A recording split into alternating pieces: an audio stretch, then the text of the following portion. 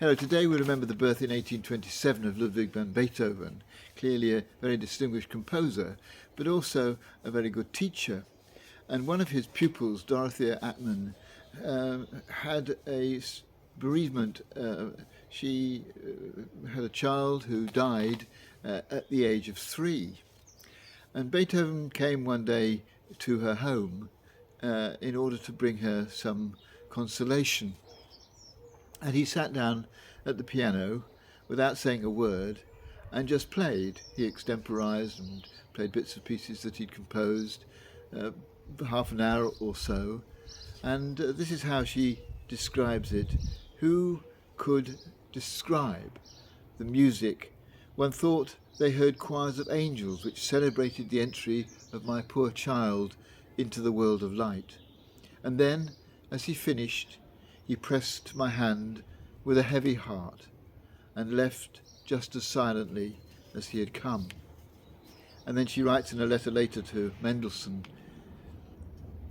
he told me that day everything I needed to know, and at last I found the beginnings of consolation.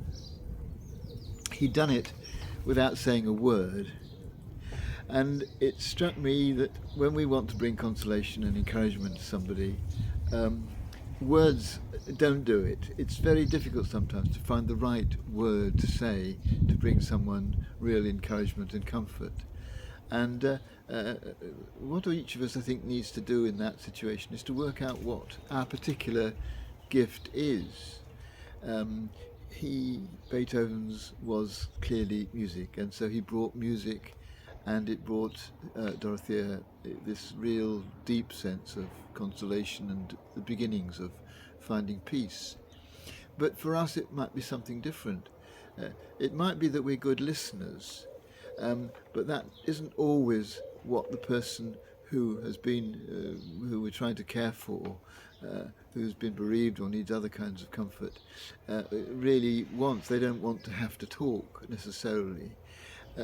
So often it's something more practical. Maybe we're good at baking or cooking, or good at finding the right present to give. Maybe we perhaps just ring up and say hello and no need to talk and goodbye, or maybe we can find the right words to write on a card as opposed to saying them. But each of us will have a different way of communicating. Often it is, of course, through touch, and it's quite moving the way in which Beethoven went up to Dorothea after he finished playing and just touched her hand, as she says, with a heavy heart. And in that touching, she knew how he was sharing with her in her grief. And obviously a touch, a hug, can say so much more than words very often.